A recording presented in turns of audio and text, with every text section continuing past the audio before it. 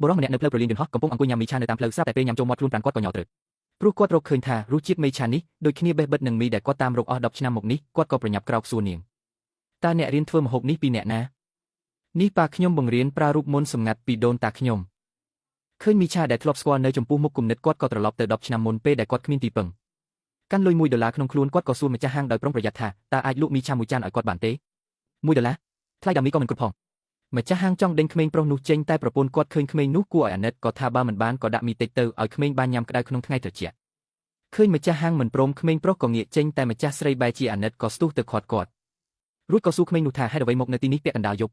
ចុះប៉ាម៉ាក់ទៅណាអស់ប៉ាខ្ញុំរត់ចោលពេលម៉ាក់ឈឺម៉ាក់ដេកលក់នៅទីបញ្ចុះសឹកកាលពីម្សិលមិញចិត្តខាងគាត់ថាម៉ាក់នឹងដេកយូរណាស់ម្ចាស់ស្រីហើយក៏អបគាត់ភ្លាមអាណិតក្មេងប្រុសគួរឲ្យអាណិតនេះភ្ញៀវជុំវិញខ្លួននេះហើយក៏អាណិតដែររបាំងចិត្តរបស់គាត់ត្រូវបាក់ឲ្យភ្លាមគាត់ក៏ចាប់ដើមឆាគុយទាវក្តៅឲ្យក្មេងប្រុសនោះភ្លាមគាត់ថែមទាំងដាក់សាច់និងពងទាឲ្យទៀតមិនយូរប៉ុន្មានគុយទាវឆាក្តៅមួយចានក៏បានលើកមកដាក់នៅមុខក្មេងប្រុសប្តីប្រពន្ធទាំងពីរមើលទៅក្មេងប្រុសដែលកំពុងញ៉ាំយ៉ាងលោភលន់ក្នុងក្រសែភ្នែកពោពេញដោយក្តីអាណិតបន្ទាប់ពីនោះមកមិនត្រឹមតែមើលថែរឿងហូបចុករបស់គាត់រាល់ថ្ងៃទេថែមទាំងបន្តផ្ដល់លុយឲ្យគាត់រៀនទៀតចាប់ពីពេលនោះមកក្មេងប្រុសក៏សន្យាក្នុងចិត្តថាពេលធំឡើងនឹងតបស្នងសងគុណនេះឲ្យបាន1000ដង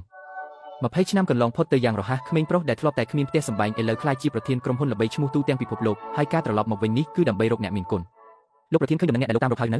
លោកប្រធានភូមិឆឹងចុងបានរស់រើអស់10ឆ្នាំហើយឥឡូវនេះនៅមិនទាន់មានដំណឹងច្បាស់កាត់ទេពួកឯងធ្វើស្អីខ្លះហ្នឹងបើកាលនោះគ្មានគុយទាវមួយចានរបស់គាត់ខ្ញុំប្រហែលជាស្លាប់នៅតាមផ្លូវបាត់ទៅហើយលោកប្រធានកុំខឹងអីយើងបានពង្រីកការស្វែងរកហើយបរិះនោះឲ្យពេលពួកគេដេកថ្ងៃទៀតបើនៅតែរកមិនឃើញទេគឺត្រូវតែឈប់ធ្វើការទាំងអស់គាត់ដឹងថាការរកប្តីប្រពន្ធមួយគូនេះដូចជាការរៀបវង្ចូលក្នុងសមុទ្រប៉ុន្តែគាត់នៅតែមិនបោះបង់សូម្បីតែគម្រោងរាប់រយលានក៏គាត់បដិសេធដែរពេលជំនួយការនិយាយដាស់តឿនគាត់ក៏ខឹងសម្បាយ៉ាងខ្លាំ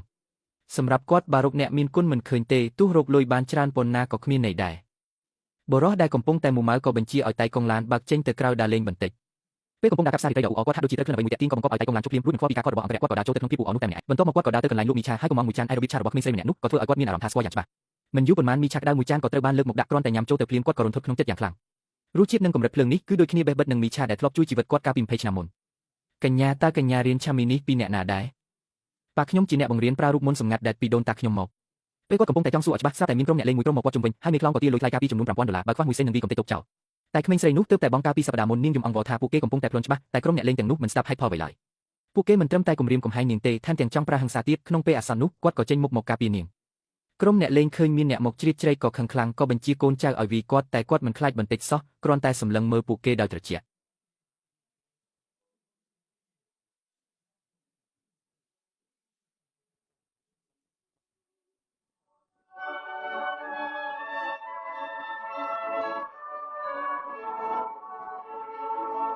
ក្រោយស្រែកហៅមួយសន្ទុះស្រាប់តែអង្គរៈរបស់បុរសនោះក៏ស្ទុះចេញពីហ្វូងមនុស្សមកមិនដល់មួយផ្លែផងគេក៏ផ្ដួលពួកក្មេងទំនើងទាំងអស់នោះទៅលើដីស្ថានការក៏ត្រូវបានគ្រប់គ្រងភ្លាម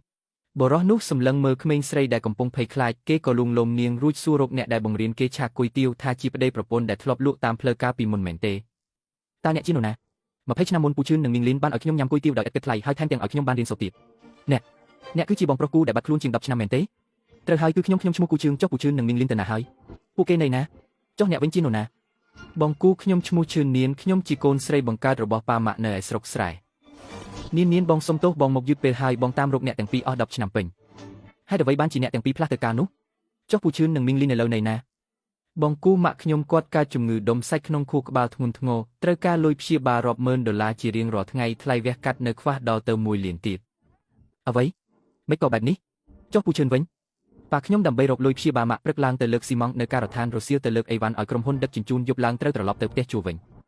ខ្ញុំកាត់បន្លែឆាគុយទាវរាល់ថ្ងៃធ្វើការ3កន្លែងតែលុយដែលរកបានមិនគ្រប់ថ្លៃពេទ្យម៉ាក់មួយថ្ងៃផងយើងពិតជាទ្រាំលែងបានហើយកុំយំនានកុំយំខ្ញុំត្រឡប់មកវិញហើយចាប់ពីពេលនេះទៅទោះមេក្រឡុំក៏មានខ្ញុំគូឈឹងរ៉ាប់រងដែរ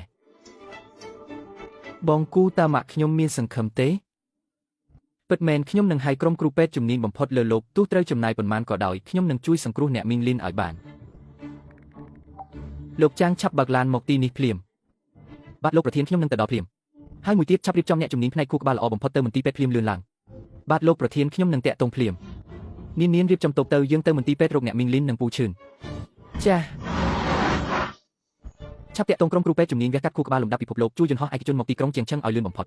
បាទលោកប្រធានខ្ញុំនឹងរៀបចំភ្លាមមួយទៀតផ្ទេរលុយ1000,000ចូលកាន់នីមន្ទីរពេទ្យហើយរៀបចំបន្ទប់សង្គ្រោះបន្ទាន់លំដាប់ VIP ឲ្យគាត់បាទលោកប្រធានខ្ញុំនឹងប្រាប់ផ្នែកហិរញ្ញវត្ថុឲ្យផ្ទេរលុយភ្លាមនានកុំខ្លាចអីមានខ្ញុំគូឈឹងនៅទីនេះអ្នកមីងលីននឹងមានសុវត្ថិភាព រឿងនេះទុកឲ្យខ្ញុំជាអរគុណបងគូលោកប្រធានគ្រូពេទ្យបានរៀបចំការវះកាត់ឲ្យអ្នកស្រីលីងស៊ីមីនរួចរាល់ហើយដោយមានសាស្ត្រាចារ្យជំនាញខួរក្បាលលំដាប់កម្ពុជាជាអ្នកវះកាត់លោកនាយកឆេងបើការវះកាត់លើកនេះមានកំហុសបន្តិចបន្តួចជំនួយនឹងការវិនិយោគទាំងអស់របស់មន្ទីរពេទ្យអ្នកឆ្នាំនេះគឺដកចេញទាំងអស់លោកប្រធានខ្ញុំនឹងរៀបចំឲ្យបានល្អ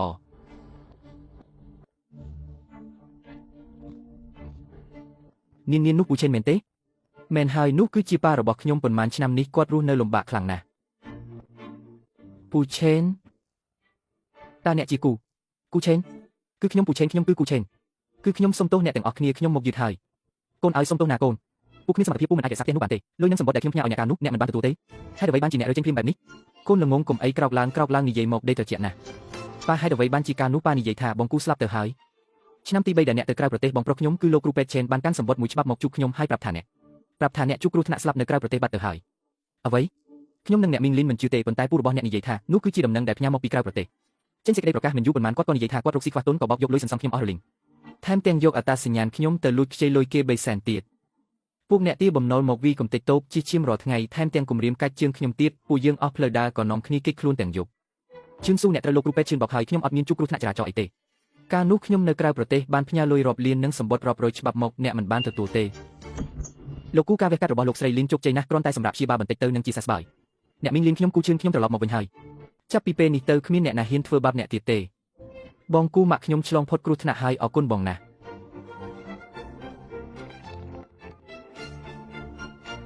ទៅស៊ើបប្រវត្តិលោកគ្រូពេទ្យឈឿនភ្លាមរួចយកភស្តុតាងដែលគាត់បោកខ្ញុំនិងអ្នកមីងលីនមកមន្ទីរពេទ្យឲ្យអស់ចាស់លោកគូខ្ញុំនឹងទៅរៀបចំភ្លាមមួយទៀតទៅរកមើលលុយដែលខ្ញុំផ្ញើឲ្យឈឿនស៊ូកាលពី10ឆ្នាំមុននិងសម្បត្តិទាំងនោះទៅដល់ណាចាស់លោកគូក្នុង1ម៉ោងទៀតខ្ញុំនឹងយកឯកសារទាំងអស់មកជូនពូឈិនកាលពីខ្ញុំនៅក្រៅប្រទេសខ្ញុំផ្ញើលុយនិងសម្បត្តិមកតែត្រូវឈិនតាហ្វូកឹបគេងអស់ហើយអ្វីរឿងនេះពិតមែនឬសូម្បីតែលិខិតជូនដំណឹងមរណភាពក៏គាត់ខ្លាញ់បន្លំដែរដើម្បីកាប់ផ្តាច់ទំនាក់ទំនងយើងគាត់យកលុយអ្នកទាំងអស់ទៅបើកក្រុមហ៊ុនសំណង់ឥឡូវគាត់ក្លាយជាប្រធានក្រុមហ៊ុនមហាសេដ្ឋីទៅហើយអ្វីគាត់ជាបងប្រុសបង្កើតខ្ញុំសោះមិនក៏ធ្វើរឿងអសិលធម៌បែបនេះកើតបងគោអ្វីដែលបងនិយាយគឺពិតមែនឬពិតមែនហើយនៅមានរឿងខុសខើជាងនេះទៀតរឿងអ្វីទៀតគូឈិនប្រាប់ឲ្យច្បាស់មកអ្នកដឹងទេថាអ្នកណាជាអ្នកនៅពីក្រោយរឿងទាលុយកាពីថ្ងៃនេះបងគោមិនមែនជាបងដាវនិងបងប៉ៅទេមេធំនៅពីក្រោយបងប៉ៅគឺឈិនតាហ្វូគាត់ចង់បានដេកផ្ទះអ្នកទើបបញ្ជូនក្មេងទំនើងទៅរំខានដើម្បីឲ្យអ្នកចុះហត្ថលេខាប្រគល់ដីឲ្យគាត់បងប្រុសខ្ញុំហ៊ានធ្វើរឿងអាក្រក់បែបនេះដើម្បីប្រយោជន៍ខ្លួនពួកយើងមានសមត្ថភាពអ្វីទៅតាំងនឹងគាត់ពូឈិនទុកចិត្តចុះបើខ្ញុំត្រឡប់មកវិញហើយរឿងទាំងអស់នេះ